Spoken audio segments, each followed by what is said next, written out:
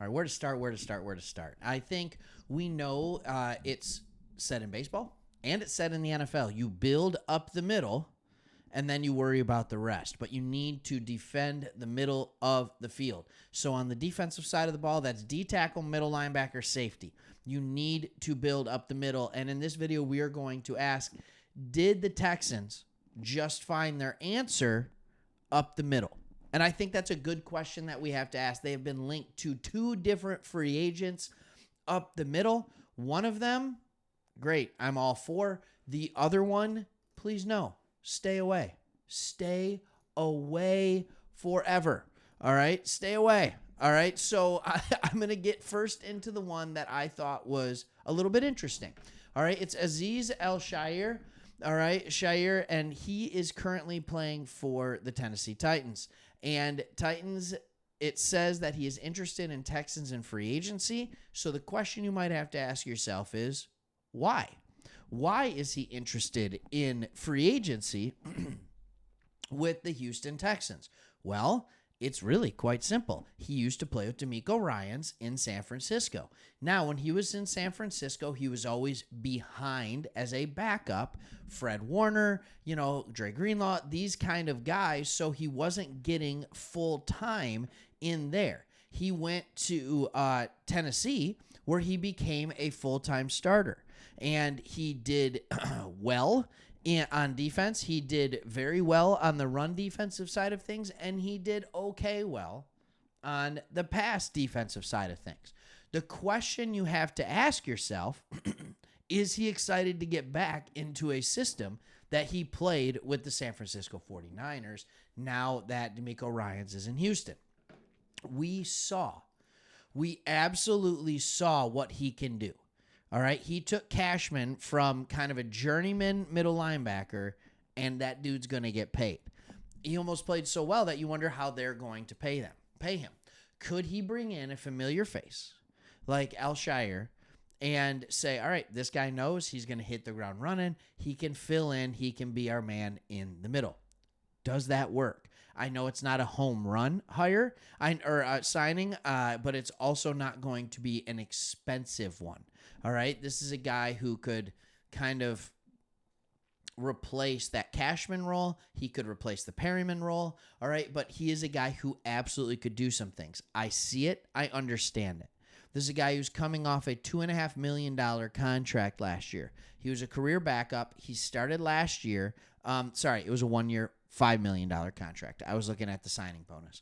All right, it's a $5 million contract last year to be a starter. He proved that he was starter worthy, but I would imagine that his contract would still be somewhere in the $5 to $6 to $7 to $8 million range. I don't think it's going to be an insane contract. I don't think he's going to command nearly as much as Cashman. So this is one of those things that kind of makes sense to an extent. We'll get back to that, but before we get back to that, and I need to refresh my page here. It is absolutely not doing what it's supposed to be doing.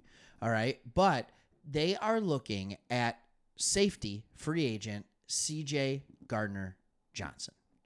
All right. CJ Gardner-Johnson.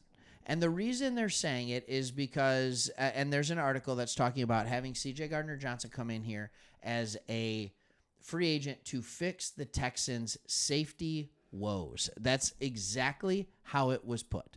All right, coming in to fix the safety woes. Now, here's the first question I have to ask you, and leave this in the comment. Do you think the Texans have horrible safeties? Do you think the Texans have horrible safeties? They're sitting here with Ward, right? Jimmy Ward, who's getting old. And I understand that. I do understand that. And he put together his worst year last year in the last 5 or 6 years, and maybe age is starting to catch up to him. They also have Jalen Petre, all right, who is serviceable. He was the 37th overall pick, and he's been in the league for 2 years. Is this good enough, or do you feel like you need to go and get CJ Gardner-Johnson? Now, let me talk to you about CJ Gardner-Johnson. We haven't messed around. We've said on this channel many times before, we're Detroit Lions fans. We are. We're Lions fans. We don't hide it. We got Lions gear. And this is a good time to plug in. If you haven't yet done it, please subscribe to the channel. If it's your first time watching this video, take a second. Make sure you like what we're doing, and then hit subscribe if you do.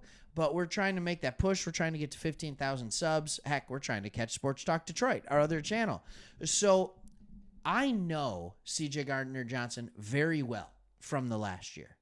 And DeMeco Ryans has been on record. The Texans and the Lions are building in very similar ways. They are about character. They are about guys who just love football. They're about guys who are team first. They are about guys who just go about things the right way and work hard. That's what they want. And, of course, they like talent. CJ Gardner-Johnson was in Detroit for 1 year. And now that he's been there for 1 year, even before the year was done, I was begging on our other channel, the Lions, not to resign him. He's not worth it. We got him on a good deal, 1 year, $8 million deal. He was hurt almost the majority of the year. He was running his mouth about he's not coming back to be on the bench or be a role player. He's a starter, even though we had two guys that really started playing really, really well with him not being in. In fact, Ifeatu Melifonwu was playing at a higher level than CJ Gardner-Johnson.